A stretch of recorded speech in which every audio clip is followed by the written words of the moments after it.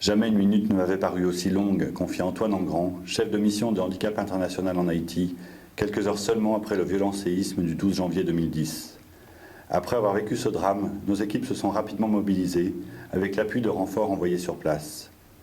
Les équipes santé, composées notamment de kinésithérapeutes, ont assuré les premiers soins aux blessés dans les hôpitaux et les quartiers. Elles distribuent des béquilles, des déambulateurs et des fauteuils roulants.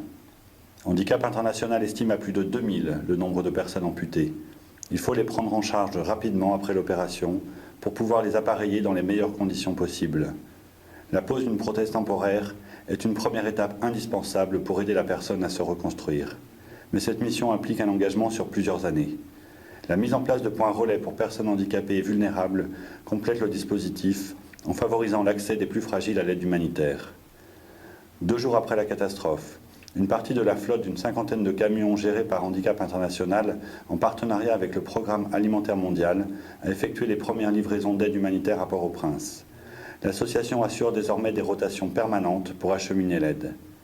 Car les besoins sont immenses dans le pays, et Handicap International entend être présente auprès des populations les plus touchées par le séisme. Plusieurs centaines de personnels haïtiens de l'association, renforcés par une trentaine d'expatriés, sont déployés sur le terrain pour mener ces missions grâce au soutien de nos donateurs.